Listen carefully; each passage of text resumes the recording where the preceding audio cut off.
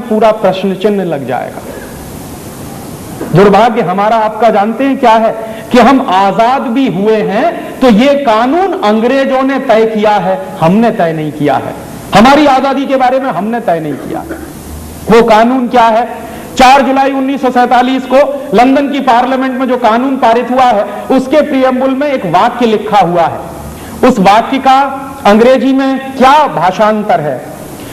After 15 August 1947 India and Pakistan will be 2 dominion states. 15 अगस्त 1947 के बाद भारत और पाकिस्तान 2 डोमिनियन स्टेट्स बनेंगे। डोमिनियन स्टेट्स का माने क्या होता? दुनिया के किसी भी देश की डिक्शनरी में आप डोमिनियन स्टेट्स का मतलब ढूंढिए तो उसका एक ही मतलब होता है। डोमिनियन स्टेट्स का माने एक बड़े राज्य के अधीन कोई छोटा राज्य। तो हम 15 अगस्त 1947 के बाद भारत और पाकिस्तान डोमिनियन स्टेट्स बने हैं, ना कि इंडिपेंडेंट नेशन। और चूंकि हम डोमिनियन स्टेट्स बने हैं तो हैं किसके हम डोमिनियन स्टेट्स? यूनाइटेड किंगडम के या कॉमनवेल्थ के। तो 15 अगस्त 1947 के बाद हमारी हैसियत क्या बनी है? हमारी हैसियत बनी है कि हम यूनाइटेड किंगडम और यूनाइटेड किंगडम के बनाए गए कॉमनवेल्थ के डोमिनियन स्टेट्स हैं, ना कि हम इंडिपेंडेंट नेशन। और अगर हम इंडिपेंडेंट नेशन नहीं है तो बात समझ में आती है कि आज भी ब्रिटेन की महारानी हमारी महारानी है, क्योंकि हम डोमिनियन स्टेट्स हैं। और यह बात अगर 4 जुलाई 1947 के कानून से है तो मेरे मन में सबसे बड़ा प्रश्न आजकल जो उठ रहा है वो ये कि 50 साल से इस देश की राजनीतिक पार्टियां क्या कर रही हैं। यह बात तो हिंदुस्तान की संसद में आनी चाहिए थी। शायद पिछले साल आपने देखा होगा 14 अगस्त की रात को 12 बजे भारत की संसद में एक संयुक्त अधिवेशन हुआ।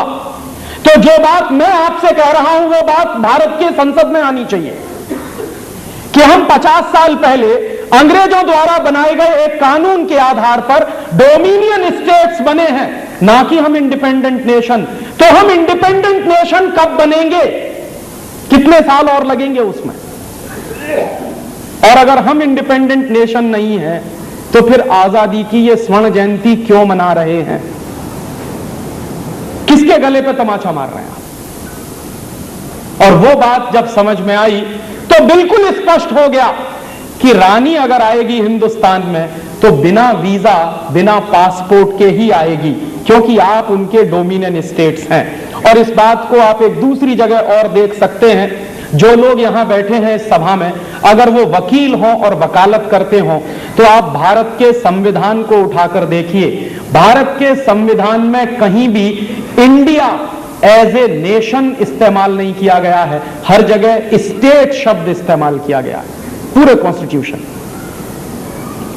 हमारे पूरे संविधान में भारत के लिए नेशन नाम का शब्द नहीं है, हर जगह इंडिया स्टेट के रूप में इस्तेमाल किया गया। तो हम सिर्फ एक राज्य बनकर रह गए हैं, राष्ट्र बन नहीं पाए हैं। कानूनी रूप से हमारी यह हैसियत है।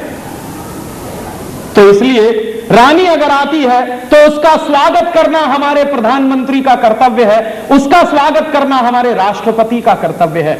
और इसी के साथ एक दूसरे सवाल का जवाब भी हमको मिला कि जब रानी आई थी तो भारतीय सरकार ने रानी के सम्मान के लिए दिल्ली में एक कार्यक्रम आयोजित किया था। उस कार्यक्रम में क्या हुआ था?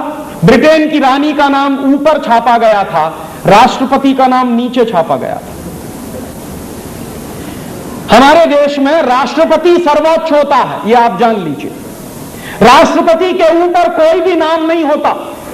और कोई भी निमंत्रण पत्र अगर छापना हो, कोई भी पत्रक छापना हो जिसमें किसी विदेशी अतिथि के साथ राष्ट्रपति का नाम देना हो, तो नियम यह है कि राष्ट्रपति का नाम हमेशा ऊपर होता है, बाहर से आने वाले अतिथि का नाम या तो बराबर में होता है या नीचे होता है। लेकिन ब्रिटेन की रानी का नाम राष्ट्रपति के नाम के ऊपर छापा गया। और भारत सरकार ने इस बात पर एक प्रेस कॉन्फ्रेंस की थी वो हिंदुस्तान के सभी अखबारों में छपा भी था। एक पत्रकार ने पूछा था भारत सरकार के प्रवक्ता से कि ये ब्रिटेन की रानी का नाम ऊपर छापा गया और भारत के राष्ट्रपति का नाम नीचे छापा गया, ये कहीं गलती से तो नहीं हुआ? तो भारतीय सरकार के प्रवक्ता ने कहा कि यह जानबूझकर छापा गया है, माने गलती नहीं हुई है, जानबूझकर छापा गया है। क्यों? क्योंकि ब्रिटेन की महारानी आपकी महारानी है, इसलिए उसका नाम हमेशा राष्ट्रपति के नाम के ऊपर जाएगा, आपके राष्ट्रपति का नाम उससे नीचे जाएगा। हमारे देश में एक कानून है, जानते हैं क्या है? अगर आप राष्ट्रपति का अपमान करें तो आपको जेल हो जाएगी, यह कानून है। प्रधानमंत्री पर आप टिप्पणी कर सकते हैं, लेकिन राष्ट्रपति के ऊपर टिप्पणी नहीं की जा सकती इस देश में। और अगर आपने टिप्पणी की तो आपको जेल हो जाएगी। क्यों हो जाती है? कानून यह कहता है कि राष्ट्रपति की मान्यता सर्वोच्च है, उनका अपमान नहीं कर सकता कोई। लेकिन खुद भारत सरकार ने राष्ट्रपति का अपमान किया और उस सरकार को जेल में होना चाहिए था। पूरे देश में खामोशी, और इस बात की नोंद हमारे देश के किसी भी कोर्ट ने नहीं ली। मैं महीनों महीनों इंतजार करता रहा कि यह कोई छोटी दुर्घटना नहीं है। शायद हिंदुस्तान का सुप्रीम कोर्ट या हिंदुस्तान का कोई हाई कोर्ट या हिंदुस्तान की कोई अदालत इस बात की जानकारी लेकर कोई एक केस फाइल करेगी, लेकिन कहीं कुछ नहीं हुआ। फिर मेरे मन में ऐसा आता था कि यह इतना बड़ा प्रश्न है कि हिंदुस्तान की राजनीतिक पार्टियां इस सवाल को उठाकर पूरे देश में हंगामा करेंगी, लेकिन दुर्भाग्य से सब राजनीतिक पार्टियों के नेता रानी के साथ फोटो खिंचवाने में दिल्ली में मस्त थे। उनको यही चिंता थी कि हमारा फोटो रानी के साथ कैसे खींचा जाए। इस देश के नेताओं की मानसिक गुलामी का इससे बड़ा सबूत और क्या मिलेगा